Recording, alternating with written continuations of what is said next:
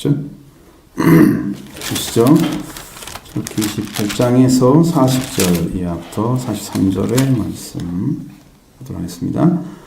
너는 아론의 아들들을 위하여 속옷을 만들며 그들을 위하여 띠를 만들며 그들을 위하여 관을 만들어 영화롭고 아름답게 하되 너는 그것들로 내 형 아론과 그와 함께한 그의 아들들에게 입히고 그들에게 기름을 부어 임하게 거룩하게 하여 그들이 제사장 직분을 내게 행하게 할지며 그들을 위하여 배로 속바지를 만들어 허리에서부터 두 쪽짜리까지 이르게 하여 하체를 가리게 하라. 아론과 그의 아들들이 음악에 들어갈 때에나 제단에 가까이 하여 거룩한 곳에서 섬길 때에 그것들을 입어 죄를 묻은 채 죽지 아니하리니 그와 그의 후손이 영원히 지킬 규례니라. 아멘.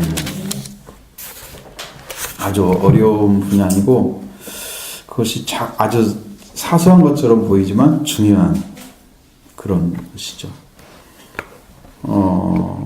이제 그 앞에서 얘기했던 것들, 에봇에 대한 이야기, 판결 융패, 다른 옷, 이 다른 옷에 에봇 겉옷, 받침 겉옷, 청색으로 하는 옷도 있고요.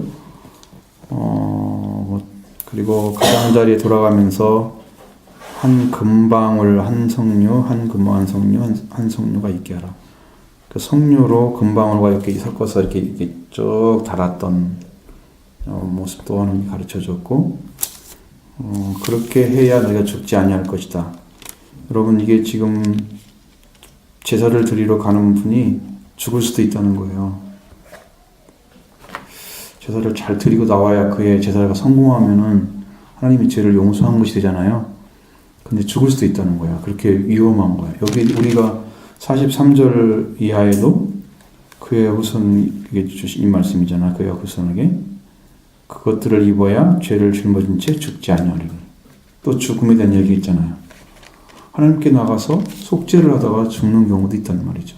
이것이 무엇을 상징하냐면 인간이 불완전함, 하나님의 법에 완전하게 속하지 못하기 때문에. 이 사람들이 옷을 안 입고 가거나 그러지 않는데 그걸 다 했어도 하나님 앞에 행위 움직이고 예식을 지금 취하고 있잖아요. 그때 하나님께 불순하시면 죽어요. 그 사람은 불완전한 그러한 제사장으로 세워졌기 때문에 그들은 언제나 죽음을 죽을 수가 있다. 속죄를 하며 갔어도. 근데 성경에 죽었다는 말씀들은 거의 없지요. 그 정도로 주의해서 했고 아론의 두 아들만 죽었는데 그것은 다른 불을 사용해서 했기 때문에 이 옷을 안 입어서 죽었거나 에봇을 잘못 입고 그래서 죽은 것은 없다, 성경에. 왜냐하면 그걸 철저하게 했다는 거예요. 그 전에 다 준비를 해놨다는 거죠. 아마 우리도 그리스도 앞에 나갈 때 그런 준비가 반드시 필요하다는 것을 성경이 가르쳐주고 있는 거고요. 순금으로 패를 만들어서 여호와께 성결이라고 하는 것을 써가지고 청색끈으로 관임에서 관 전면에 앞에 이렇게 딱 붙어 있어요. 관이 써졌으면 머리에 관이 써졌으면 이렇게 앞에 붙어 있어요. 여호와께 성결, 그걸 계속 가지고 다니는 거죠. 그래서 아론의 이마에 두어서 그 이스라엘 자손이 거룩하게 드리는 성물과 관련된 죄책을 담당하게 하라. 죄 책임을 감당해서 그걸 가지고 하나님께 나아가는 일을 하는데 여호와께 성결. 그러니까 여러분, 죄를 용서받으려고 하면 죄가 있어야 되나요? 없어야 되나요? 죄가 없어야 돼요? 있어야 돼요?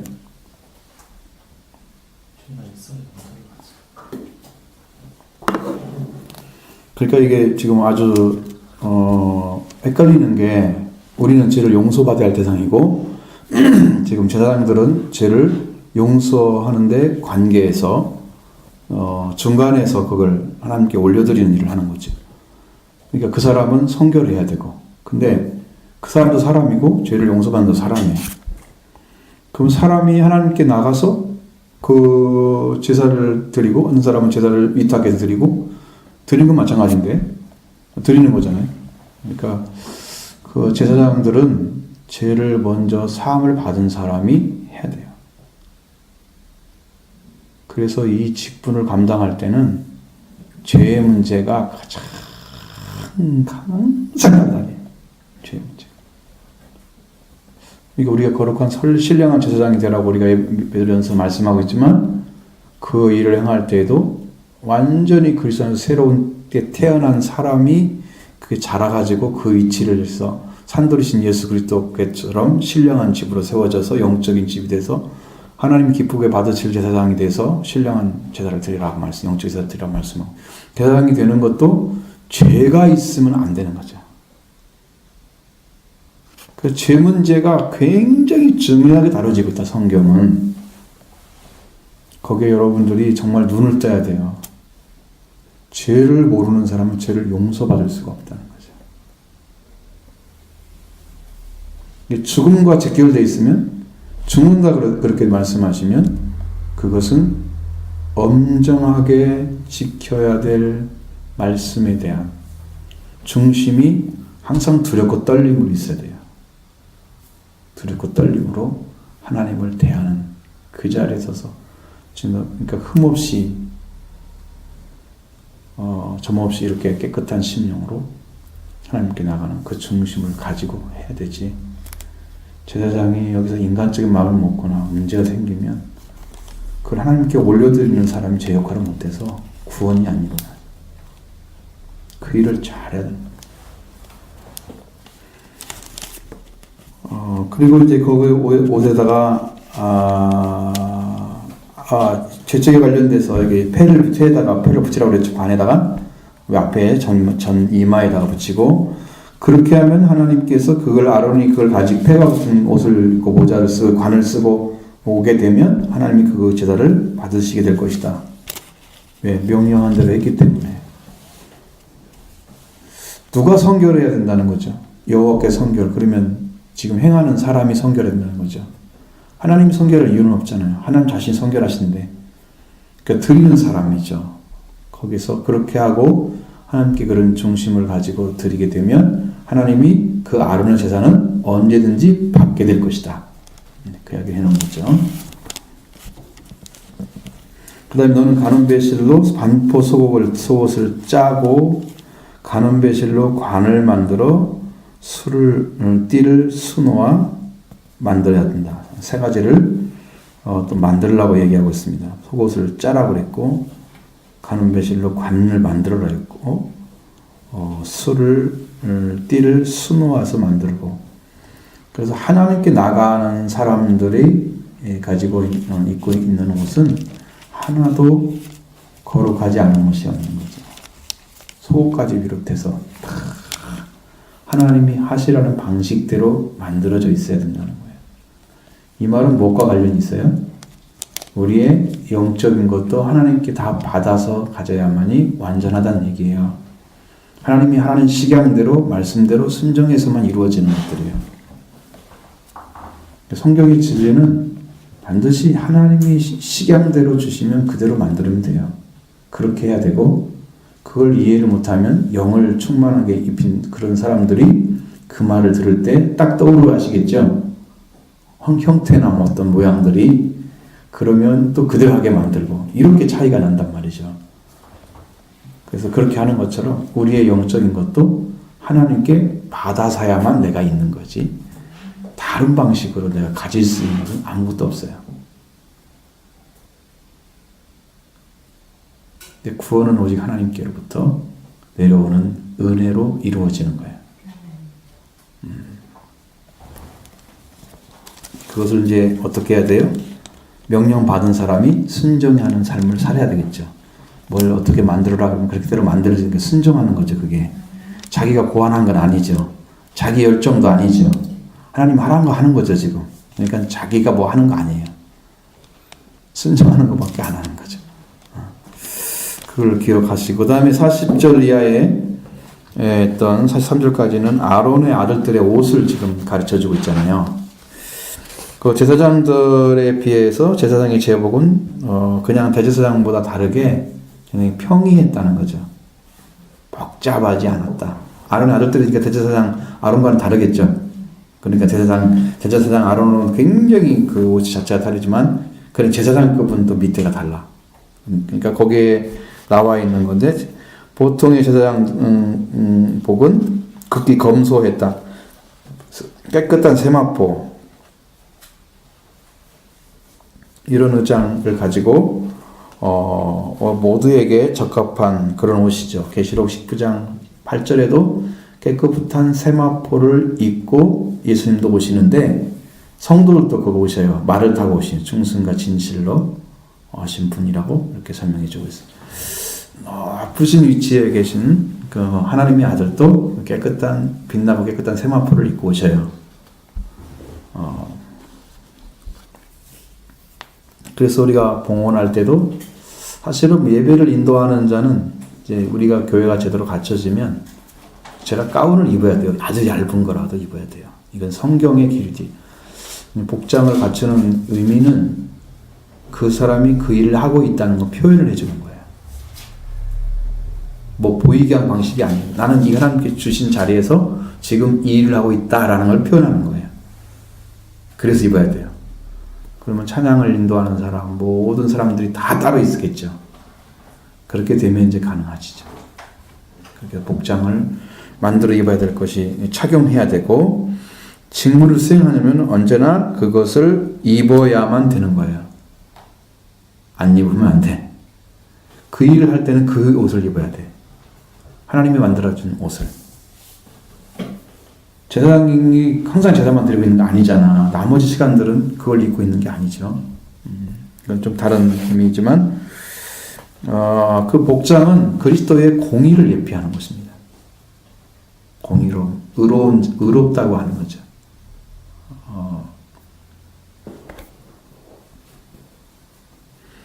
그래서 우리가 하나님의 공의를 가지고 하나님께 쓰지 않으면 우리는 죄짐을 지고 죽어야만 되는 거야. 하나님의 공의를 짊어지고 살아야 돼. 그러니까 공의를 가지고 살아야 돼. 하나님도 공의를 가지고 계시고 우리를 또 공의로 살아라고 말씀하고 있고요. 성실로 살아라고 띠를 띠라고 말씀하고 있어요.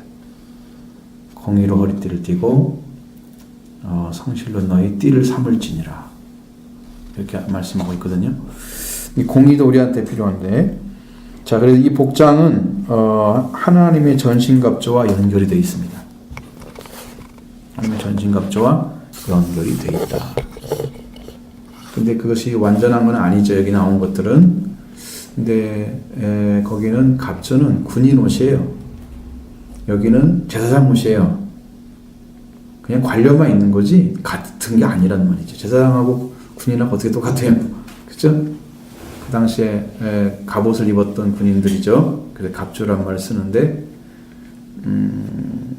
많이 다르죠. 보통 두루마기에는 그 계급을 표시하는 띠와 관을 썼다고 말하는데 제사장의 복장과 그 다음에 같은 재료로서 만든 속옷을 가지고 띠와 관을 착용했지만 그들의 관과 대제사장의 마이터 같은 것은 서로 모양이 달랐다고 합니다. 그러니까 여러분 추기경하고 그 교황하고 쓴 머리 관이 다르잖아요. 보면 색깔도 틀리고 그 우아함이 더 다르잖아요. 확실히 다르죠. 어미 위험성도 더 크고요. 그것처럼 대제사장과 제사장의 차이가 확 났대요. 근데 그걸 만들 방법이 없어요. 그냥 우리가 모양만 하니까 대충 만져서 지금 얘기를 하는 거지. 대제사장이나 이런 것들이 있는 것을 그대로 가져가 가지고 그 옷을 입고 그렇게 예배를 진행하는 것이 천주교잖아요. 그러니까 거기는 제사장 역할을 하기 때문에 사제라고 부르는 거예요. 사제라고 부르고 우리는 말씀을 증언하기 때문에 강단이라고 하고 목사라고 부르죠. 거기는 제단이라고 부르겠죠. 그러니까 단이 틀려요. 그 사람들은 제사장 역할을 하는 사람으로 생각을 해요. 목회자들이. 성경은 목회자들이 제사장 역할을 하는 것은 성경적이에요. 성경적인데 근데 대부분이 선지자적인 역할을 더 한다고 생각을 해요. 선지자는 말씀을 받아 증거하는 사람들이죠. 신약에 와서 선지자보다 더 온전한 직분은 그 사도들인데 사도들에게 주신 말씀, 이게 지금 성경이 기록된 대부분의 신약 성경은 사도들에게 주신 말씀이죠. 야고보서나 유다서나 이거 빼놓고는 전부 사도 바울이나 베드로나 혹은 요한, 마태, 누가는 이제 좀 다른 사람이죠. 약간은 다른 사람이죠. 사도행전까지 썼던 그렇게 해서 요한계시록까지 거의 사도들이죠. 그러니까 뭐예요? 사도와 선지자들이 준 그 터 위에 우리가 세워져서 그 준 말씀으로 완전하게 서게 되면 우리가 사도들이나 선지자와 같은 위치에 서게 되는 거죠. 영적으로. 그렇게 완전한 말씀을 성경이 줬다는 우리한테는.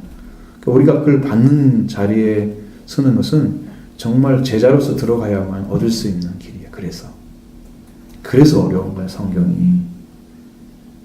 그냥 얻어지는 그냥 일반적으로 여러분 해석하고 그냥 이렇게 해주는 것들은요. 그건 영적인 붓이 아니도 돼요. 육적인 말로 해도 돼요. 성경 우리가 해석해서 예를 들어서 신학교에서 배우는데 교수들이 다 영적인가 그렇지 않아요. 그냥 자기가 해석한 거 그냥 얘기해주고 뭐 성경이 어디가 문제가 있고 뭐 어디는 어떻게 짜깁기 가지고 만들어 놓은 거고 뭐 이런 거 다 얘기해줘요. 학자들은 이렇다 뭐 이게 성경적으로 하나님 주신 말씀과 상관없는 거잖아요. 그 육적인 지식도 많이 배워요. 신학교 가면은 그 영적인 거 찾아내기가 더 어려운 거예요. 이제 거기 가면. 그 처음에 딱 들어가면 신학교는 처음에는 목사님 됐다가 2학년 되면 전도사가 되고 3학년 때 되면은 장로님 좀 됐다가 이제 4학년 되면요 그냥 서리 집사래요. 왜 그런가 봤더니 생각이 비슷해져. 다 똑같은 공부를 해가지고 생각이 비슷하고 다 떨어져 있어요. 신앙이. 그거 신학으로 완전히 그냥 점령을 당하는 거야. 뇌가. 말씀이 없는 사람들은 그것이 성경 전체인 걸 알고 뭐 그거로 증거하는 거잖아요. 그러니까 여러분 여기 없는 사람 신학교 가서 거기서 가서 죽고 오는 거예요. 다시 살려면 신학 버리고 다시 회개해서 더 공부를 해야 돼요. 영어로. 모르는 사람들은 그것도 신학도 없이 무슨 뭘 하려고 하냐 이렇게 말하는 사람도 있을 거예요. 개 중에는. 근데 그렇지 않아요.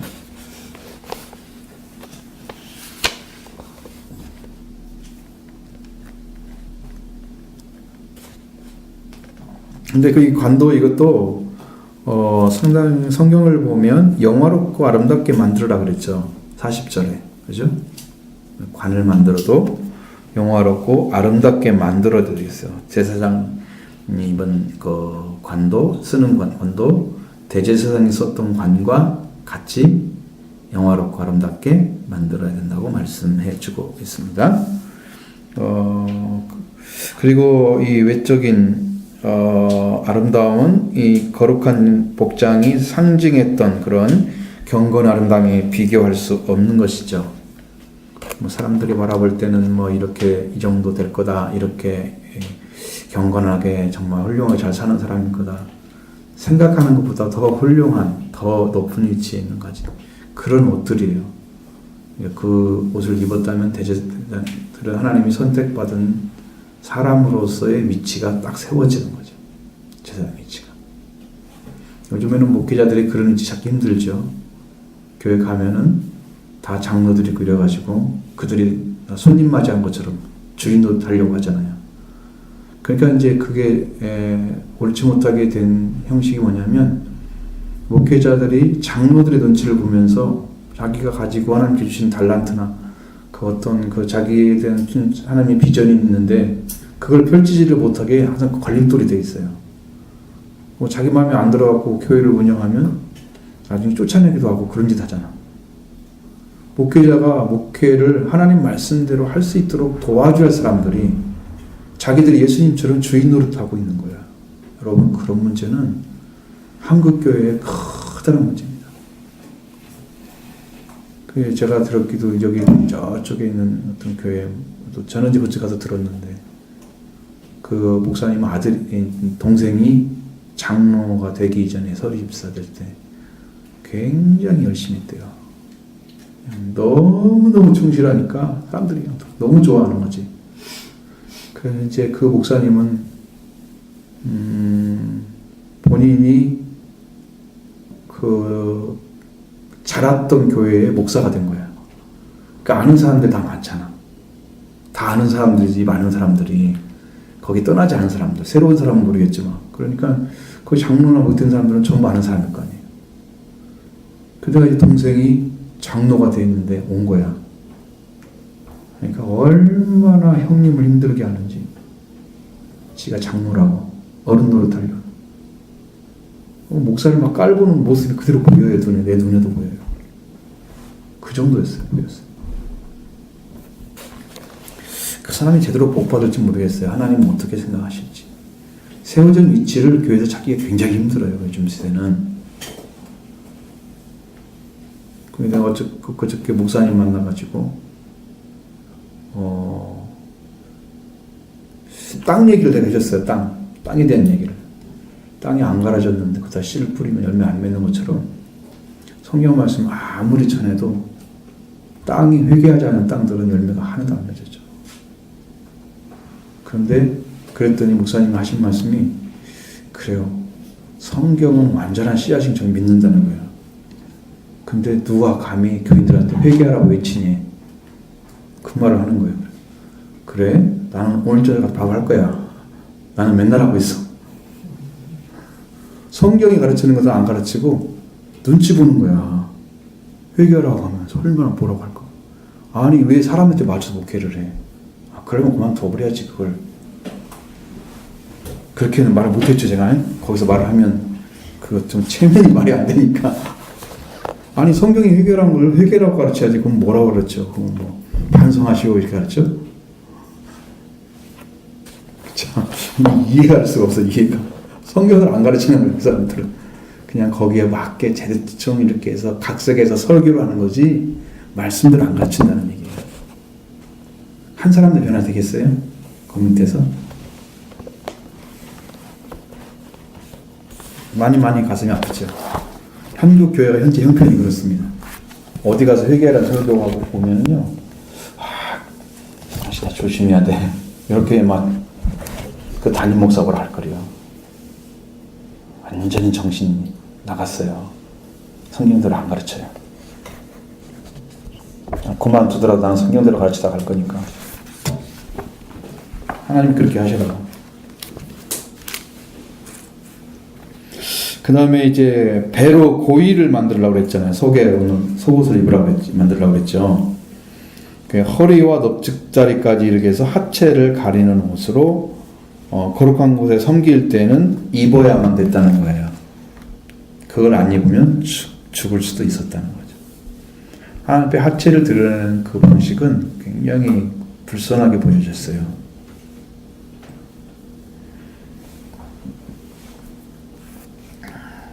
그래서 그걸 입어야만 죽지를 않았다는 거예요.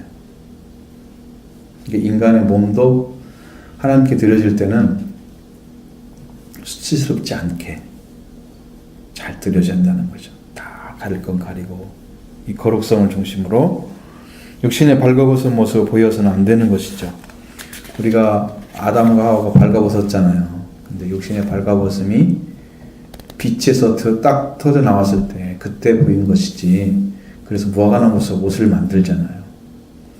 근데 이제 이것은 사람이 하나님의 말씀을 버리고 옷을 다 벗어버렸기 때문에, 빛의 옷을 벗었기 때문에 나중에 자기들이 한 옷으로는 입힐 수가 없잖아요. 무화과나무 잎은 뭐 얼마나 가겠어요. 그것을 입으면 나중에 가죽옷을 입히잖아요. 하나님께서. 그리고 쫓아내죠. 그때부터 시작된 것이 인류를 하나님이 입히는 일을 하시는 거예요. 뭐 때문에? 죄 때문에. 가린 거죠. 죄를 가릴 수 있는 방법은 사람이 연약하고 볼품 없는데 거기다가 거룩한 옷을 하나님이 식양대로 만들어 입혀서 제사장 삼고 제사장 삼아서 그들로 하나님 앞에 일을 하도록 했어요. 그러니까 인간의 수치는 다 가려져야만 되는 거예요. 그게 더 중요한 부분이에요. 그래서 육신의 벌거벗은 것처럼 보이면 안 되고, 그래서 그리스도의 능력으로 덧입혀져야만이 우리가 하나님 앞에 설 수 있습니다. 천국에 가면 다 옷을 입은 자만 들어가요. 옷 벗은 자는 못 들어가요. 그렇죠? 천국은 낙원이니까 옷 벗은 사람도 같이 살고 입은 사람도 같이 살고 그럴 것 같으잖아요. 천국은 다 옷을 입고 있습니다. 세마포처럼 옷을.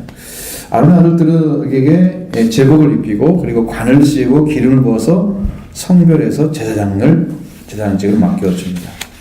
제사장은 배로 만든 속옷을 입고서 그걸로 하체를 가렸다는 거죠. 그러니까 그것은 거의 같아요. 근데 그 겉옷 입는 게 완전히 다르잖아요. 없잖아요, 여기는. 아론의 아들들의 옷은 그게 지금 제사장 얘기니까 대제사장은 아론밖에 없어요. 나중에 하나님 선택해서는 이제 주인이 생기죠, 이렇게. 하지만 그 전에는 그게 안 되죠. 그래서 막 그런 분들 하나님 분들 잘 오시는 것 같아요. 다음에 29장에서 보도록 하겠습니다. 1절부터 9절의 말씀. 네가 그들에게 나를 섬길 제사장 직분을 위임하여 그들을 거룩하게 할 일은 이러하니 곧 어린 수소 하나와 숨없는 수양들을 택하고 무교봉과 기름 섞인 무교 과자와 기름 바른 무교 전병을 모은 고운 밀가루로 만들고 그것들을 한 광주리에 담고 그것을 광주리에 담은 채 그 송아지와 두 양과 함께 가져오라. 너는 아론과 그의 아들들을 문으로 데려다가 물로 씻기고 의복을 가져다가 아론에게 속옷과 에봇 받침 겉옷과 에봇을 입히고 흉패를 달고 에봇에 정교하게 짠 띠를 띠게 하고 그의 머리에 관을 씌우고 그 위에 거룩한 패를 더하고 관유를 가져다가 그의 머리에 부어 바르고 그의 아들들을 데려다가 그들에게 속옷을 입히고 아론과 그의 아들들에게 띠를 띄우며 관을 씌워 그들에게 제사장 직분을 맡겨 영원한 교류가 되게 하라. 너는 이같이 아론과 그 아들들에게 위임하여 거룩하게 할지니라. 아멘. 제사장의 직분 위임식과 같은 거예요. 여기 무슨 제사장의 위임. 그러니까 목사도 안수식이 있는 것처럼 제사장도 이게 위임식이 있어요. 그것은 당연히 있어야 될 것입니다. 왜냐하면 이스라엘 백성들을 이렇게 제대로 하나님께 그 관계 안에서 살도록 하려고 하면 그들에게 주었던 직분, 그러니까 모세가 처음부터 뭐 대제사장이나 그런 것들은 안 나오는데 이제 제사장 그 하나님께 선택한 자들의 직분들이 세 개로 나오잖아요. 제사장직이 하나 있고 아론과 그 아들들에게 주라고 그랬죠. 뭐 거기는 모세는 이제 백성들을 다스리는 사람이니까 왕 같은 사람이고 그 다음에 말씀을 받아 전하니까 선지자 같은 사람이고 다 가지고 있죠. 제사장권을 안 가지고 있는 거예요. 그러니까 모세가 제사장권을 만약에 가지게 되면 다 가진 거예요. 3대 삼중직을. 근데 하나님은 그것을 못 가지게 해요. 네 형 아론과 그 아들들에게 주어라. 이렇게 나눠준 거예요.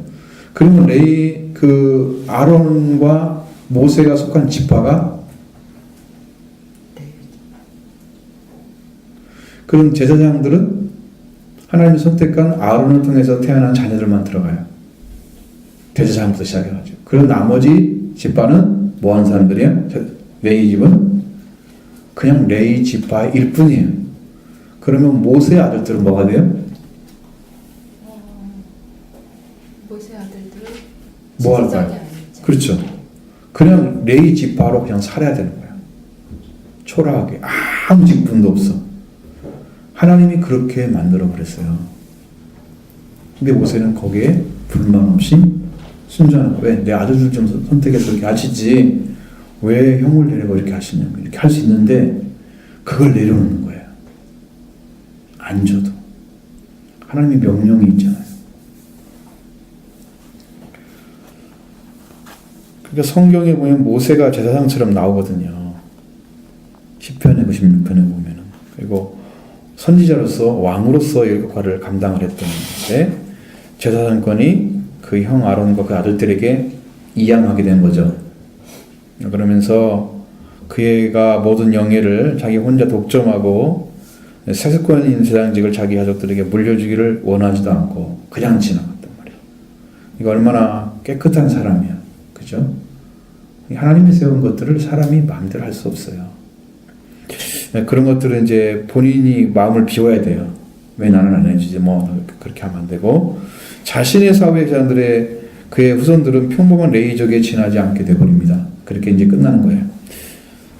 그리고 아론의 제사장들은 제사장직은 백성들이 하나님께 다가올 수 없기 때문에 계속해서 하나님은 존전해서 그들을 위해서 서야 할 사람이 필요했기 때문에 따라서 하나님이 마련한 거예요. 그러면 그 후손들이 계속 제사장이 돼서 그 역할을 해주고 죽어도 또 태어나면 또 그 사람에 있어 또 해주고 그래서 제사장이 끊임없이 나와야 돼. 왜? 죽으니까. 제사장은 영원하지 않는 거죠. 이 제도의 한계가 나와 있는 부분이 히브리서 7장에 나와 있어요. 거기에 대한 이야기가. 자, 이 제사장 제도는 율법에 속한 것이다 그랬어요. 그래서 육체에 상관된 계명을 쫓아서 만들어진 것이다. 그래서 죽음을 인해서 항상 잊지 못하기 때문에 이 제도에 속한 제사장들은 결함을 지니고 있었다는 거죠. 그래서 이 제사장직을 완전하게 수행할 수 있는 사람이 없었다. 완전한 사람이 없었다. 완전한 직임자가 없었다. 그래서 하나님은 하나님께서 맹세를 해서 영원히 지속되는 제사장직과 관계를 만들어서 나중에는 이제 그것을 맹세로 되어진 직분으로 해서 멜기세덱으로 들어가는데 그것이 예수 그리스도를 상징하고 있는 거잖아요. 예수 그리스도가 그렇게 들어갔어요. 그래서 우리의 위대하고 영화스러운 그 멜기세덱의 완전하고 변하지 않는 그러한 관계 안에 제사장직과 예수 그리스도가 관련돼서 나중에 그렇게 이루어집니다. 근데 여러분 그것은 또 공부하면 또 한참 해야 하잖아요. 그러니까 성경을 많이 읽어놔야만 여러분 공부가 가능하지 안 읽고 출애굽만 공부해야겠다 이거는 아니 불가능해요.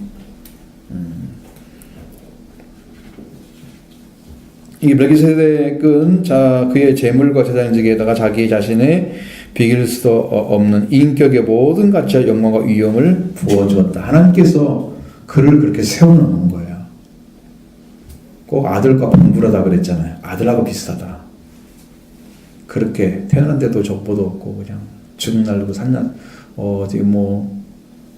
생명이 끊어졌던 날도 없고 그러니까 그게 하나님의 아들과 같은 위치가처럼 그렇게 만들어진 거죠. 그래서 그와 같은 제물과 제사장으로서 그리스도를 모시고 있다는 생각만 가지면 우리들은 어떨까요? 우리 마음도 우리가 지금 제사장 직분을 통해서 지금도 제사장이 죽으면서 또 태어나가지고 세워지고 하는데 거기서 지금 여러분이 살고 있다 구약시대라 생각해 보세요. 그러면 그 시대에 살고 있던 사람들은 제사장이 있어야 되는 그 일 때문에 굉장히 힘들었을 것이란 말이죠. 근데 여기는 멜기세덱과 같은 반열에 들어가 있는 예수님을 세워서 우리가 언제든지 하나님께 나갈 수 있도록 죄 문제를 가지고 나오면 하나님이 예수님이 우리 안에 계시잖아요. 우리 오셨잖아요. 지금 그 예수님을 믿기만 하면 그 문제는 그냥 해결하시도록 이미 만들어놨기 때문에 여러분 그 예수 그리스도만 생각해도 여러분의 마음에 감동이 있어야 되는 거예요. 나를 얼마나 사랑하셔서 언제든지 항상 우리가 죄를 고백하면 죄를 용서받을 수 있는 그러한 그 길을 그리스도를 통해서 이루어 놓으시고 지금 우리가 은혜를 주셨잖아요. 그러니까 여러분 제사를 여러분이 하나님께 나가서 제물이 필요하고 제사장이 필요한데 예수 그리스도가 제물이시기도 하고 예수님이 제사장이시기도 하고 그러니까 예수님께 가져나가서 여러분 예수님께 말씀만 드리면 다 용서를 해주는데 왜 이게 안 될까? 왜 이게 잘 안 돼요? 오늘 쉬운데 그 주님이 나에게 안 계실까? 예수님이 우리한테 가까이 오는 게 왜 이렇게 힘들어요?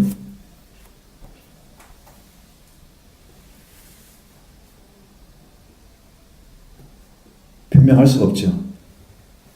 안 믿기 때문인가요?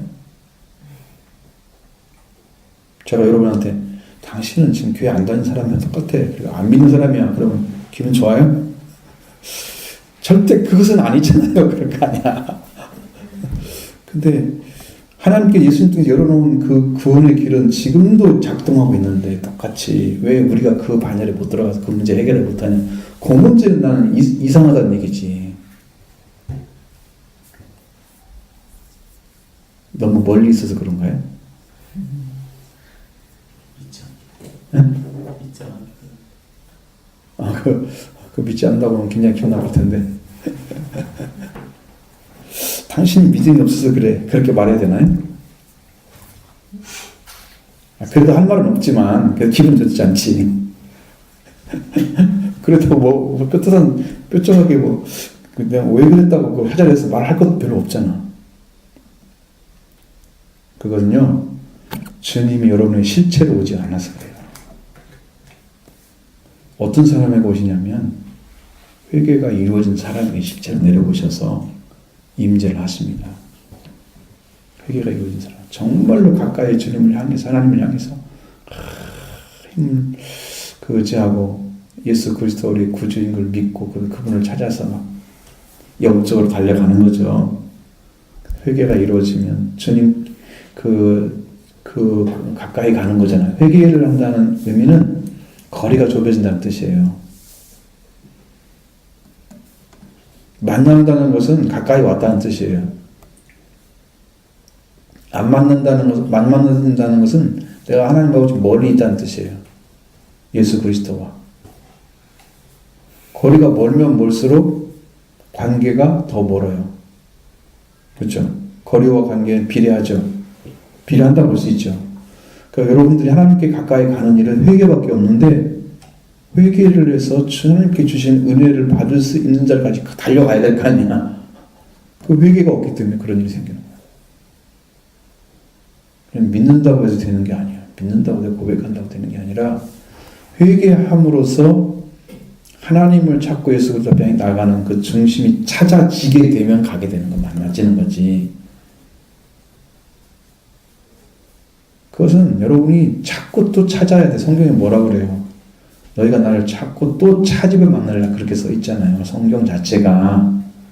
그러니까 얼마만큼 찾아야 된다는 얘기를 옛날에 히브리어나 이런 히브리어 자체는 두 번이 최상급이잖아요.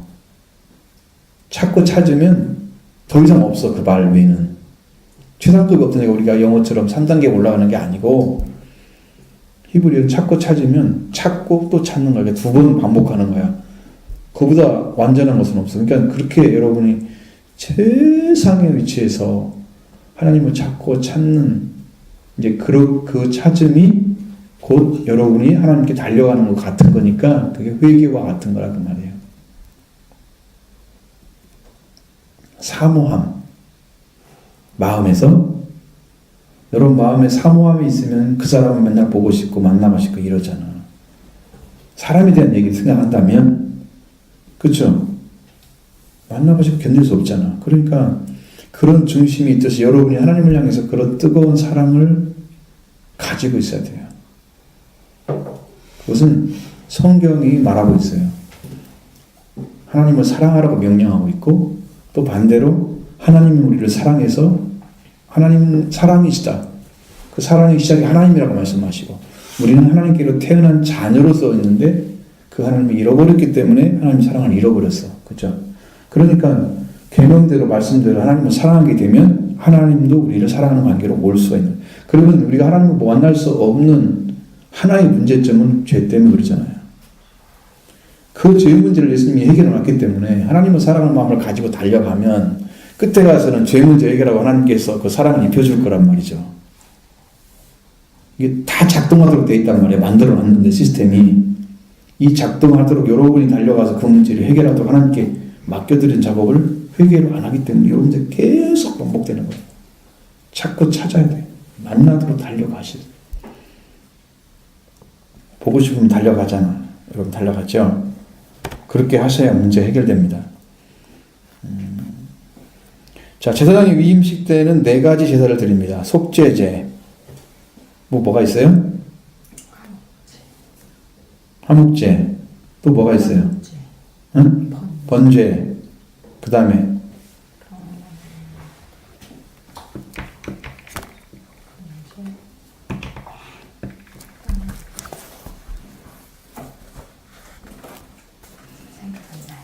상번제. 맨날 드리는 거예요. 날마다. 항상 드리는 거. 자, 그러니까 이게 이제 지금 하나님께 드리는 제사장은 속죄제를 왜 드려요? 제사장이 되는데. 사람이잖아요. 그러니까 죄가 있다는 얘기예요. 죄인이기 때문에 드리는 거예요. 거룩한 중보의 임무를 하기 위해서는 부정한 자기 죄를 씻어내지 않으면 안 되는 거죠. 그것처럼 그리스도의 없으신 중보 되심을 상징하고 있는 거예요. 근데 예수님을 위해서 제사 드릴 필요가 있었나요? 없죠. 왜? 죄를 가지지 않으셨으니까. 그래서 세례를 받을 때 성령 오셨고, 죄인에게 오시지 않는 성령은 절대로 거룩한 영은 더러운 자에게 임하지 않습니다. 그러니까 갑자기 어느 날 구원받다 그게 어려운 거예요. 뭔가 변화된 삶을 살다가 만날 수는 있지만 그러기엔 그건 불가능한 거예요. 죄인들은 불가능한 거예요. 그래서 그런 거예요. 하나님은 결코 죄인은 결코 하나님과 인간 사이에 화해와 중보자의 화해의 중보자가 될 수가 없기 때문에 죄인이 아닌 자를 만들기 위해서 속죄제를 드리는 거예요. 일단 죄를 용서받아야 돼. 하나님 관계 안에서. 그 다음에 번제를 드리는 거예요. 번제는 재물을 완전히 태운다는 얘기죠. 번제 재물을 태우는 것은 하나님께 대해 뭐를 가지고 있는 거예요? 나를 완전히 드렸다. 헌신을 가리키는 거예요. 번제를 했다는 거죠. 우리의 번제는, 우리 그리스도인 예수님 따라하는 번제는 자기를 부인하고 해요. 그 다음에 화목제를 드리는 거죠. 자기를 날마다 자기 십자가를 따라가는 거죠. 영적인 의미예요. 화목제는 하나님의 뜻을 따르고자 하는 순종의 표현이다 하는 거죠. 순종의 표현이고, 상번제는 날마다 매일 제사로서 전 삶을 하나님께 의탁하고 바치겠다는 그러한 결단으로 드려지는 거예요. 날마다 어느 순간에 내가 예수를 잘 믿고 따르다가 이제 주일 다 맞아가지고 주님께서 은혜 받고 살아가. 근데 이제 그 다음 주는 은혜를 많이 받았으니까 이제 잘 안 사도 되겠지 하면 다음 주하고 보면 딱 표시가 다 흐트러져 있고 영도 생각도 다 자리를 잃어버리고 또 돌아다녀. 부표 같아. 떠돌아다니는 것들 있잖아. 뿌리가 없어가지고. 그러니까 상번제를 드리는 이유는 인간이기 때문에 잘못될 가능성이 있어. 날마다 하나님을 향해서 가야 돼. 우리 그리스도인도 마찬가지. 성령 받은 사람은 성령을 받았지만 성령의 충만함을 받으라 그랬잖아. 그러니까 계속해서 은혜 받는 일을 계속 해나가야 되는 거예요. 은혜 받아도 마찬가지야. 은혜를 안 받은 사람도 받기 위해서 나가야 되겠죠. 그건 다 똑같은데 질은 다르죠. 성령 받은 사람들은 성령이 충만해서 나가고, 성령 못 받은 사람들은 성령 밖에서 나가고. 그렇죠? 다르겠죠? 그렇게 해서 이제 4가지가 항상 있는 거예요. 그래서 저 내일 제사 드리는 전 삶을 하나님께 의탁하고 바치겠다는 결단으로서 이렇게 해서 4가지를 그렸는데, 그럼 제사장들의 위임의 의미가 뭐냐면, 제사장 직분을 주는 것은 나를 섬기는 것, 즉 하나님을 섬기는 거예요. 제사장 직분은 누구를 위해서 제사장이 세워지냐 그러면 하나님을 섬기기 위해서. 많은 사람들은 이제 거꾸로 가는 거야. 자, 나는 하나님을 섬기기 위해서 선택받은 사람이라고 놓아야 되는데, 이 사람들이 반대로 가가지고 사람을 섬기기 위해서 나를 선택받았다 그래가지고 세상으로 나가봐. 여러분 교회들이 지금 그렇게 하고 있지 않나요? 이렇게 세워진 것 같다가 그 방향을 바꿔서 이렇게 나가봐 세상으로. 왜? 왜 그렇게 할까요? 하나님이 사람들을 모두가 불렀는데 응답을 안 해. 그러니까 내가 간다는 거야, 거꾸로. 내가 방향을 바꿔서 이쪽으로 간다는 거지. 근데 우리는 그렇게 될수록 사람들에게 복음을 해도 안 될수록 뭐가 필요하냐면 하나님의 강력한 능력이 필요해요. 성령의 권능이 필요한 거예요. 그러니까 말씀의 권세가 있으면 무릎 꿇어요. 아무리 약한 사람들도. 그러면 대결하겠죠. 아니면 박해를 하거나 반대로 되겠죠. 둘 중 하나예요. 그러니까 그 능력을 가지고 복음을 전해야 할 위치를 더 찾아내야 할 시대인데 이거 가지고 거꾸로 간다 그 말에 사람들이. 그래서 와가지고 그렇지도 않은 사람들이 그냥 그렇게 억지로 끌려와가지고 교회에서 예배 드릴 때 제대로 드리겠습니까? 안 드리겠습니까? 교회는 뭐 조금 성장은 그럴지 모르지만 진짜 하나님 나라 갈 사람들은 하나도 못 번할 거예요. 그렇게 심어서. 그러니까 우리는 그렇게 가지 말자. 성령을 받는 길로 세워질 작업을 해야 돼. 자, 위임한다고 그랬어요. 위임이란 말은 밀레타 야드란 단어를 씁니다. 밀레타 야드는 손을 가득히 채운다는 뜻이에요.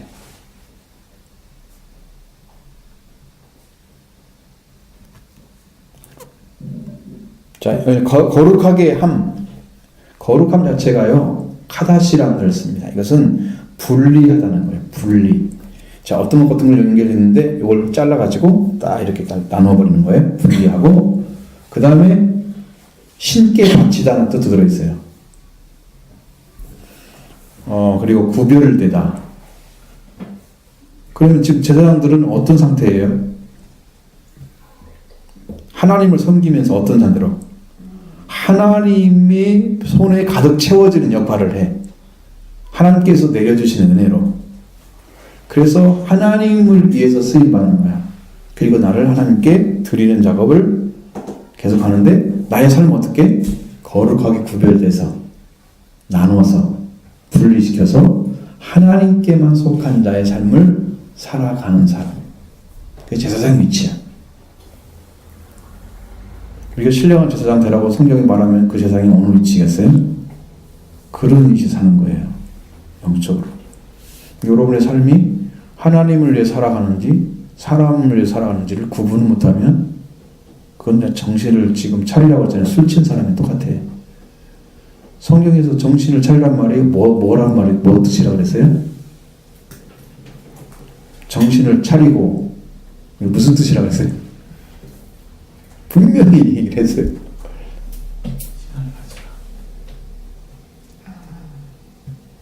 뭐예요? 시간을 아끼라. 아, 그것은 세월을 아끼라 할 때 시간을 사라 그랬지. 거기는 정신 차리란 말과 조금 틀린 말이에요. 다른 정신을 차린다는 말은 술 취하지 않는다는 뜻이에요.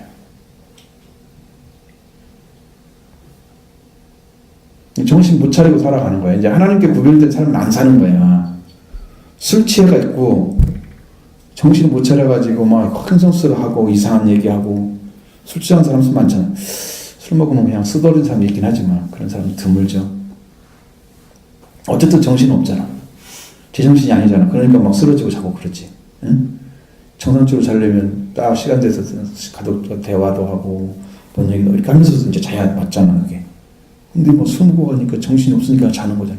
그러니까 자기 정신으로 안 살고 정신이 헷갈리게 사는 거지. 그러니까 이 사람들은 망령된 사람과 비슷해. 그래서 온전한 판단을 못해. 에서처럼 그렇게 판단해가지고 하는 것도 버리고 그냥 다 잃어버릴 수도 있어요. 일생을 다. 술 취하지 말라는 말은 정신을 차리라는 말과 똑같은 말이에요. 술이란 말은 세상의 어떤 그 술의 의미는 그냥 우리가 바라보는 술이라고 하는 것은 사람들이 먹고 마셔서 취하는 걸 생각하지만 성경이 말하는 술은 꼭 그거 말하는 게 아니에요. 세상에 취해서 세상 것을 가지고 여러분의 온통 생각을 다 점령당하고 있다면 그게 술 취한 거야. 성경이 말하는 것들은 비유적인 것이 많다니까요.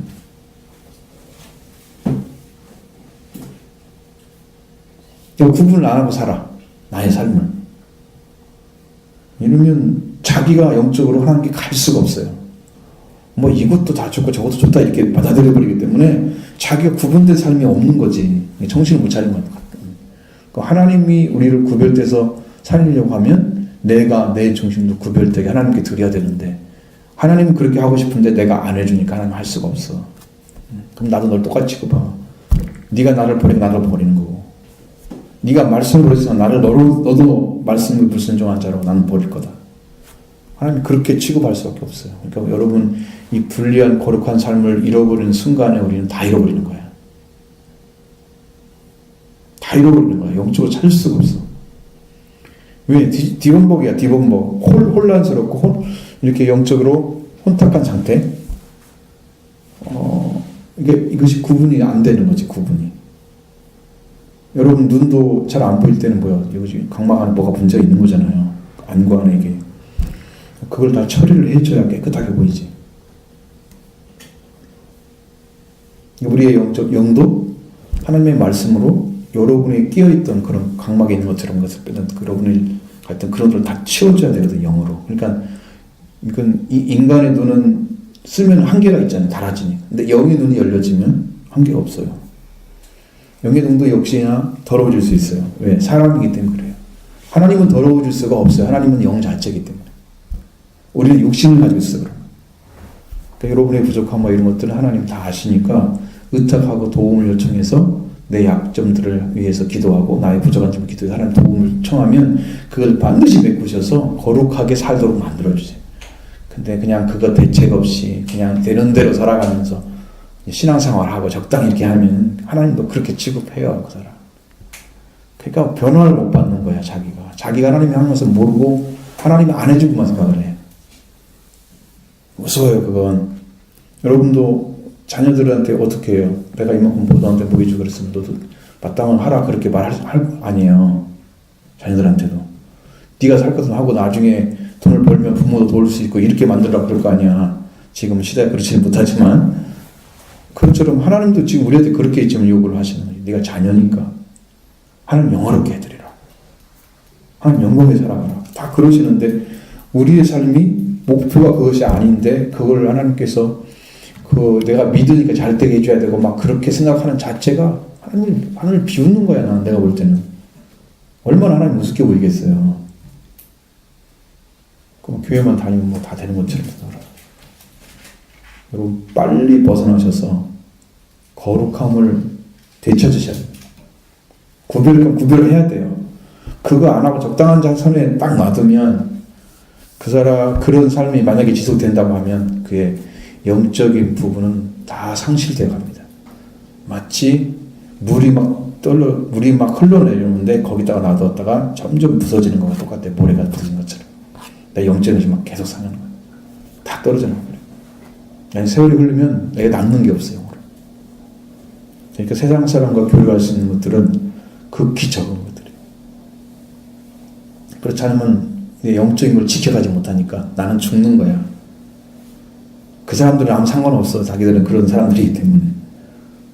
나한테만 요구를 하는 거야. 우리와 같이 되어줘라. 나한테 그럴 수 있잖아요. 저는 그렇게 만나질 않죠. 하나님이 세워야 되기 때문에 그런 거예요.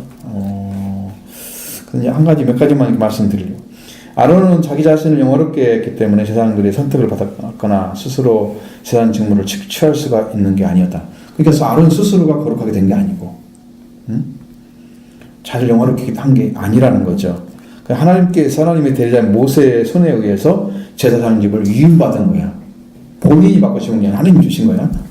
자, 그 위치도 찾아야 되겠죠? 그래서 히브리서 5장에 보면은 이 존귀는 아무나 스스로 취하지 못한다고 그랬어요. 제사장 직분 자체를. 아무나 취할 수 있는 게 아니에요. 5장 4절에 아론과 같이 하나님의 부르심을 입은 자라야 그 존귀를 취할 수 있다고 말씀하고 계시고 또 하나님께서 말씀하신 것처럼 그들을 세워서 제사장이 되게 하십니다. 그는 영원한 제사장 대신 예수 그리스도께서 우리를 스스로 영광을 취하신 분이 아니야. 예수님도 자기 영광을 스스로 취하시진 않으셨어요.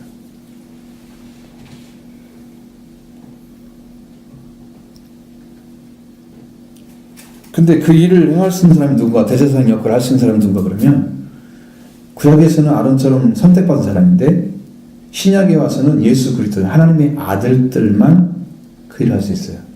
하나님의 아들이기 때문에 하는 거예요. 여러분이 자식들이 부모를 위해서 할 때는 거기에 타인의 마음이 있으면 부모를 적당히 하고 그냥 이렇게 하겠죠. 타인의 마음이 없어야 진실한 효도가 이루어져요. 계산하지 않는다고 말이야. 부모한테는 내가 드리는 거, 해드리는 거, 생각하는 거 계산하지 않아. 그냥 주는 걸로 끝이야. 부모는 나한테 그렇게 했을 거거든, 과거에. 그러니까 이게 아들이기 때문에 하나님의 마음과 뜻을 가장 정확히 아시는 분이 예수님이시죠. 그에게 재산 직분을 맡기는 거예요.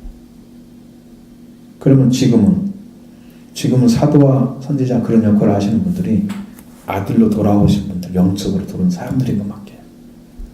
스스로 내가 제사장이다, 아니 내가 선지자다, 예언자다라고 이제 쓰거나 사도의 직분을 받아가지고 권능을 행하고 있다 그렇게 말하면 안 되고 자기 하나님의 아들의 자리를 찾아는 걸 찾아와야 돼요. 그 다음에 내가 예수 그때 형제로 들어가서 영적인 위치를 찾아내는 사람들이 그 일을 맡겨요. 권세도 입히세요. 말씀도 주세요. 그래서 이 시대에도 분명히 사도가 있을 거예요. 하나님께 보이지 않게 쓰시기 때문이지.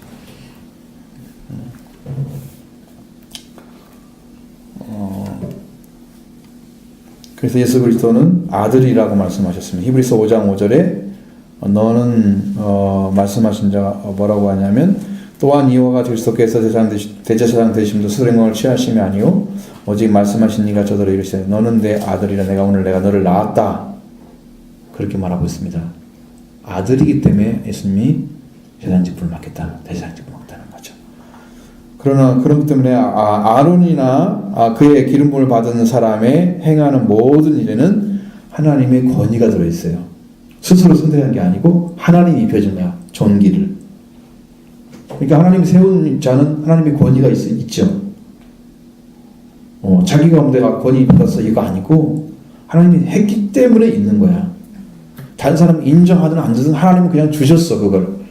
너 그거 인정하라고 말하지 않아. 보면 율법에서도 율법을 지키지 않으면 멸망인데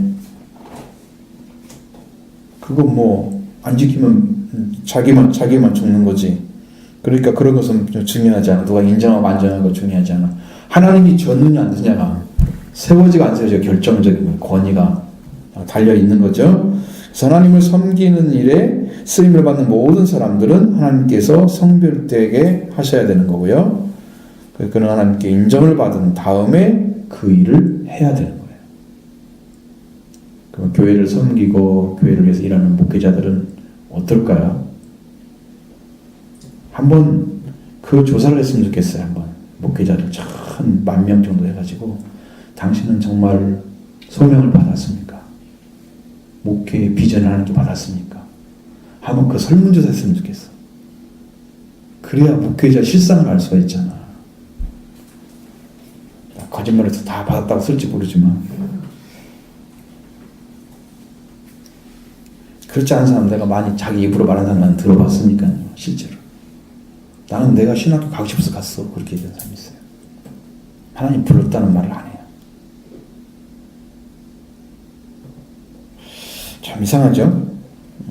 그렇고 그 다음에 재물을 준비하는데 피의 이상과 소재로서 하나님께 나아가는 길 찾는데 여기는 뭐가 들어가냐면 재물이 뭐가 있어요? 젊은 수소 1마리 그 다음에 뭐가 있어요? 흠없는 수양 2마리 그 다음에 소재물이 있어요. 뭐가 들어가 있어요?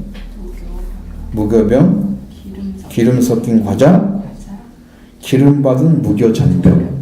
이건 기름을 발라가지고 굽는 거예요. 하나님도 튀김 같은 거 좋아하시나 봐요.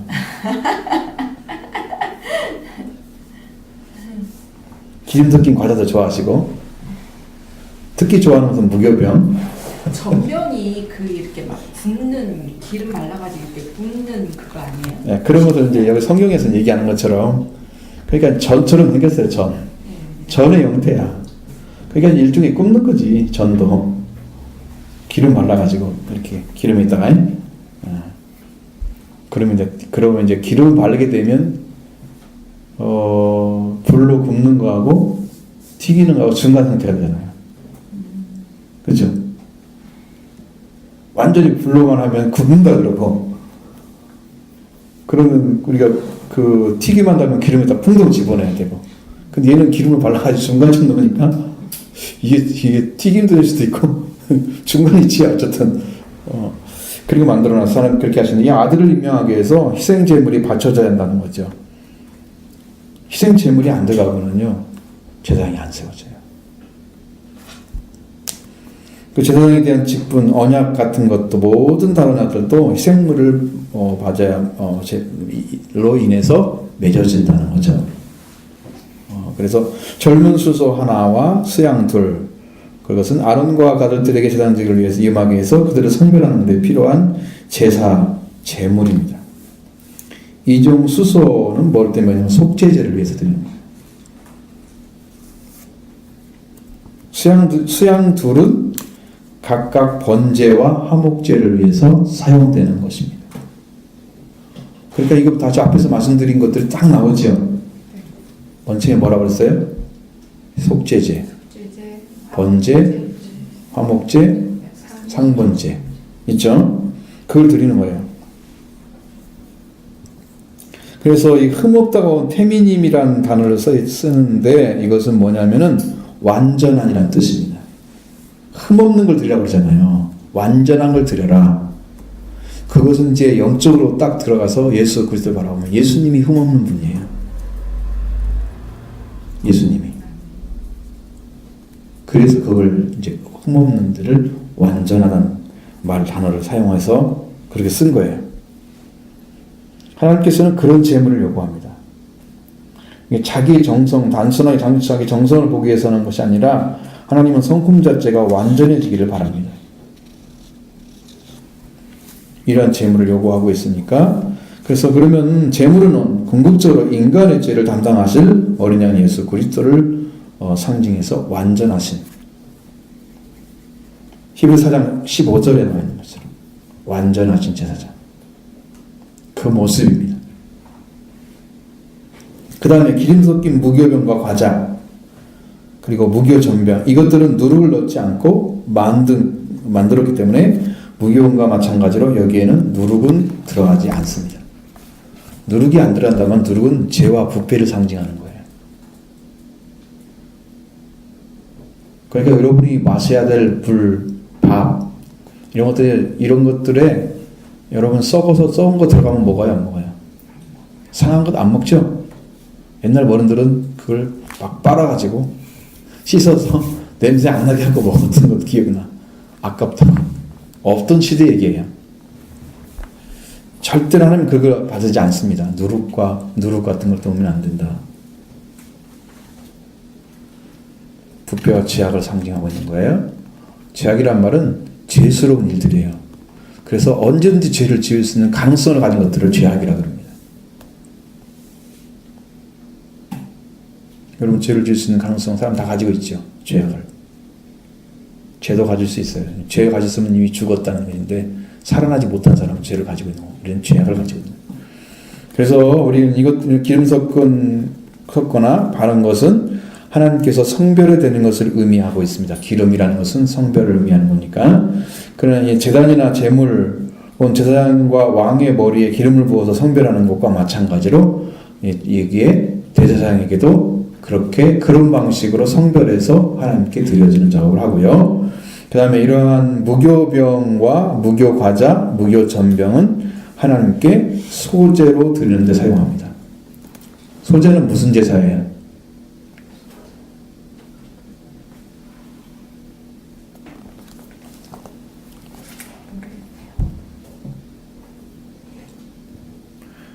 일단은 피가 없는 제사예요. 피가 안 들어가죠. 왜? 곡물로 드리는 거기 때문에.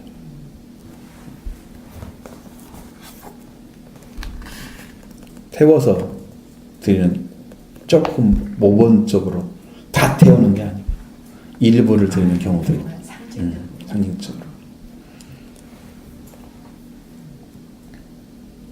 근데 여기는 그 무교전병이나 무교병 이런 것들을 만들 때 뭘 쓰라고 그랬어요? 누룩을 넣지 않는. 그거 말고 그걸 만들 때 누룩 넣지 않고 뭘로 만들어요? 고운 밀가루. 이게 고운이 들어갔어요. 고운. 곱다는 말은 여기서 원어로는 솔레트라고 해서 벗기다는 뜻입니다. 곱게 빻은, 곱게 빻았다는 거예요. 그러니까 껍데기를 다 벗기고 그걸 아주 곱게 빻아버려요. 그래서 이것은 이 광야지대에서 고운 밀가루를 그래서 만드는 일은 아주 쉬운 일이 아닙니다. 하나님께 바칠 때만 이렇게 해야 되는 것이었어요. 그러면 얼마나 큰 수고가 들어간지 알겠죠? 쉬운 일이 아니에요. 쉬운 일. 아주 심하게 빻아야 돼요.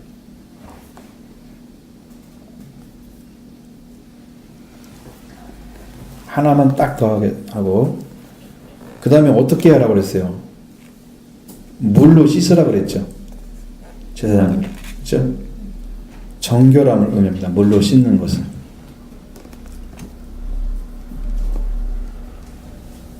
자, 고린도후서 7장 1절에는 그런 말씀입니다. 그런즉 사랑하는 자들아, 이 약속을 받은 우리가 하나님을 두려워하는 가운데서 거룩함을 온전히 이루어 육과 영의 온갖 더러운 것에서 자신을 깨끗하게 하자. 이 거룩함, 하나님을 두려워하는 그런 가운데서 거룩함을 온전히 이루어서 육과 영으로부터 자신을 깨끗하게 하는 일. 고린도서 7장 1절에 그렇게 말씀하고 있는데, 세상들은 회막문 앞에서 물로 씻어서 전신욕을 해야 됩니다. 아니, 집에서 물로 안 씻었겠어요? 그 좋은 옷 입으려고? 좋은 옷 입어야 되니까 씻겠죠. 그런데 회막문 앞에 또 와가지고 또 씻어야 되는 거야. 그것은 하나님이 공식적으로 씻게 돼 있어. 네가 집에서 씻어도 상관없어. 안 씻어도 상관없어. 공식적으로 하나님이 씻는 일을 하도록 했다는 거죠. 이것은 그리스도 말미암아 믿는 자의 인격이 깨끗해지는 그 일을 상징하기 위해서. 그러니까 사람이 씻는 게 아니고 하나님이 그리스도를 통해 씻어주는 것을 보여주는 거예요. 그것을 위해서 지금 씻으라고 하시는 거예요. 질이 다르죠. 그러니까 여러분의 씻음은 뭐예요? 내가 하나님을 믿기 위해서 나의 삶을 지켜가는 삶. 자, 뭐 이를테면 술을 안 마신다든가 나를 지켜가는 삶이라면, 예를 들어서 담배를 안 피는, 그것도 이제 하나의 방법이겠죠. 또 내가 더러운 일이나 악한 일을 안 해. 나를 지키기 위해서. 이게 자기 다 의에 속한 거야. 나를 지키기 위한 방식이야. 그렇게 해서 자기가 하나님 안에서 잘 살고 있는 삶으로 나는 드리기 위해서 준비하는 거. 그게 자기 의로움이 깨끗함이잖아요. 자기가 지키기 위한. 그 깨끗함은 완전한 게 아니에요. 어떤 깨끗함이 필요해요? 우리가 하나님께 나아갈 때 하나님 보시는 건 죄잖아요. 근데 죄는 원죄가 있고 자범죄가 있어요. 원죄 문제에 간 사람은 하나님 받을 일은 100% 없고요. 자범죄를 지어도 그 자범죄가 회개가 안 되면 죽습니다. 우리가 지은 범죄는요, 어떤 죄를 지었든 간에 다 입으로 고백하게 돼 있어요. 하나님께 가면. 직고하게 돼 있어요. 직접 하나님께 말씀드려야 돼요. 하나님 시스템이에요. 누구도 그 앞에 벗어날 수가 없어요. 그러니까 그 전에 이미 죄를 씻음 받지 않으면, 원죄는 씻음 받았는데 자범죄를 막 지어가지고 죄를 많이 지었어. 근데 그 씻음 받지 않으면 그것도 죄 고백, 그건 죄 때문에 죽을 수도 있어요. 근데 원죄가 안 되면 아예 갈 수도 없어요.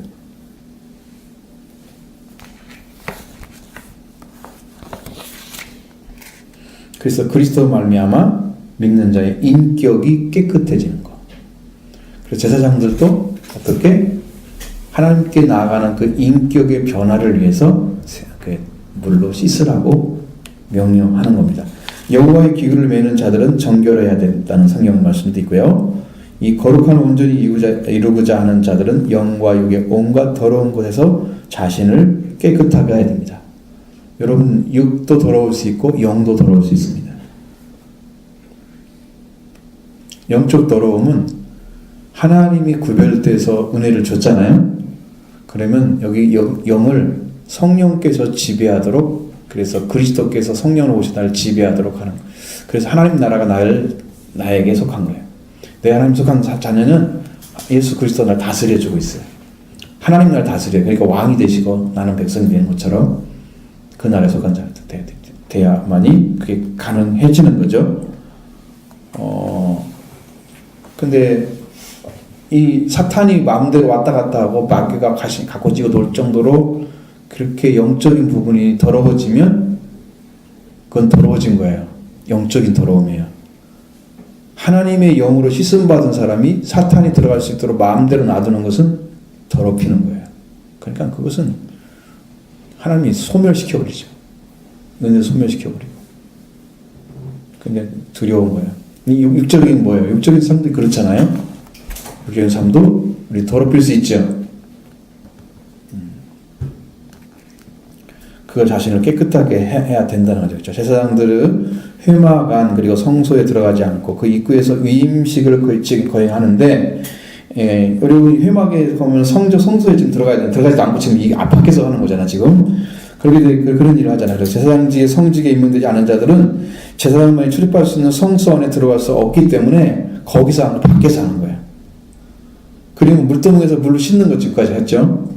그래서 이후로는 제사장이 성막에 들어갈 때 번제장과 무제물을 먼저 이 제물을 드릴 때에 먼저 이 대의 손을 물로 깨끗이 씻어야만 되는 30장 20절에 나온 말씀처럼, 그래서 그일 시작하는 거야.